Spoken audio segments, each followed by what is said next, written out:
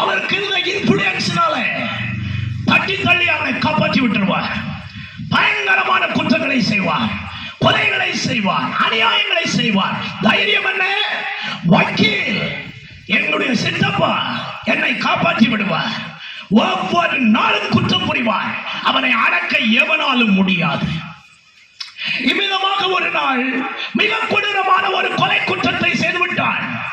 தைரியம் கொண்டார், என்னுடைய சித்தப்பா இதிலிருந்தும் என்னை காப்பாற்றுவார். பல நாட்கள் அந்த வழக்குகள் நடந்தன. அந்த வழக்குக்கு வாதாடி கொண்டே இருந்தார் அவருடைய சித்தப்பா. ஒரு குறிப்பிட்ட நாள் வந்த பொழுது அவருடைய கேஸுக்கு ஜட்ஜ்மெண்ட் எழுதக்கூடிய நாள். மிகுந்த மன தைரியத்தோடு போனான். இன்றைக்கு என்னுடைய சித்தப்பா என்னை காப்பாற்றி விடுவார். என்றைக்கும் அவன் போய் நிற்கிற இடத்திலே போய் நின்று கொண்டு அவனுடைய சமயம் ஆன உடனே தன் சித்தப்பா வருகிற அந்த கேட்டை கவனித்து பார்த்து கொண்டே நின்றான். என்றைக்கும் நேரமே வருகிற தன்னுடைய சித்தப்பா அன்றைக்கு வரவில்லை. நேரம் போய்கொண்டே இருக்கிறது. அவருக்கு வழக்காட அவருடைய வக்கீல் சித்தப்பா வரவில்லை. உள்ளம் பதபதைக்க தொடங்குகிறது. வழியில் ஏதும் ஆக்சிடென்ட் ஆகிவிட்டதா? வழியில் ஏதும் தீமை நடந்து விட்டதா? சித்தப்பா ஒரு நாள் வராமல் இருக்க மாட்டாரே, இன்னைக்கு ஏன் வரவில்லை? காலம் தாண்டி நியாயாதிபதி வர வேண்டிய நேரம் வந்த பொழுது ஒரு சத்தம் அங்கே தொனித்தது. நியாயாதிபதி வருகிறார். இவன் பரிதாபத்தோடு, ஐயோ ஜட்ஜ் வந்தாயிற்று, இன்னும் என்னுடைய சித்தப்பா வக்கீலை காணவில்லையே என்று பரிதாபத்தோடு ஜட்ஜ் வருகிற வாசலை கவனித்த பொழுது காத்திருந்தது அவனுக்கு ஆச்சரியம். என்னவென்றால் முந்தின நாள் வரைக்கும் இவனுக்கு வழக்காடி கொண்டிருந்த அதே சித்தப்பா அந்த ராத்திரியிலே பதவி உயர்வு பெற்று அடுத்த நாள் ஜட்ஜ்மெண்ட் கொடுக்கிற ஜட்ஜாக வந்து உட்கார்கிறார். மனதிலே நினைத்தான், வக்கீலா இருக்கும் போதே என்ன காப்பாற்றின என் சித்தப்பா ஜட்ஜா வந்து உட்கார்ந்த பிறகா என்ன காப்பாற்ற மாட்டார். தைரியமாய் நின்றார். அவனுடைய வழக்கை விசாரிக்க வேண்டிய வேலை வந்த போது அவனுடைய கேஸ் கெட் அவனுடைய ஃபைலுக்கு போனது. அவர் அவனை பார்த்துவிட்டு பரிதாபமாய் ஒரு வார்த்தை சொன்னார். மகனே, நேற்று வரையிலும் உன்னை காப்பாற்றுகிற ஒரு வக்கீலாக நான் இருந்தேன். இன்றோ உன்னை காப்பாற்றக்கூடிய வக்கீலாக நான் இல்லை. உனக்கு நியாய தீர்ப்பு கொடுக்கிற ஜட்ஜாக நான் இருக்கிறேன். ஆகவே நீ செய்த கொலை குற்றத்திற்கு உனக்கு தூக்கு தண்டனை விதிக்கிறேன் என்று ஜட்ஜ் அங்கே தூக்கு தண்டனை விதித்து அவனுக்கு தூக்கு தண்டனையை நிறைவேற்ற கட்டளையிட்டார். என்னை கேட்கிற தேவ பிள்ளைகளே, இப்பொழுதும் 1 யோவான் 2:1 படி பிதாவின் வலது பார்சத்திலே ஒவ்வொரு மனிதனுக்காக ஒரு வக்கீலை போல we have an advocate with father என்று ஆங்கில வேதத்தில் எழுதப்பட்டிருக்கிறது. உங்களுக்காக எனக்காக ஒரு வக்கீலை போல அவர் பரிந்து பேசிக் கொண்டிருக்கிறார். ஆனால் அதே வக்கீல் ஒரு நாள் வரப்போகிறார் நியாயாதிபதியாக. இன்றைக்கு உனக்காக வழக்காடுகிறார். இன்றைக்கு உனக்காக பரிந்து பேசுகிறார்.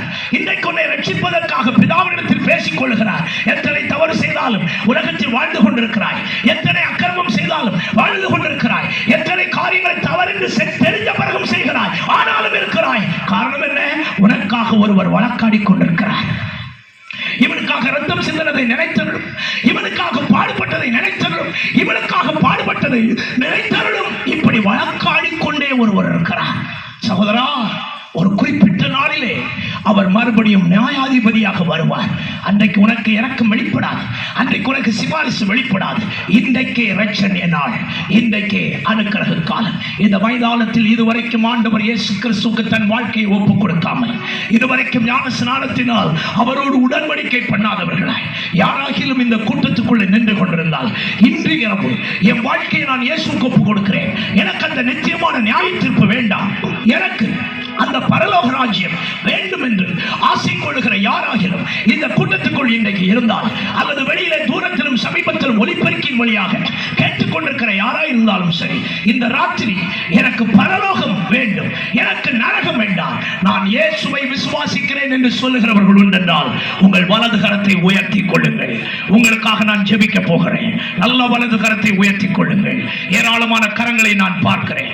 இயேசுவுக்கு என் வாழ்க்கையை ஒப்புக் கொடுக்க போகிறேன்.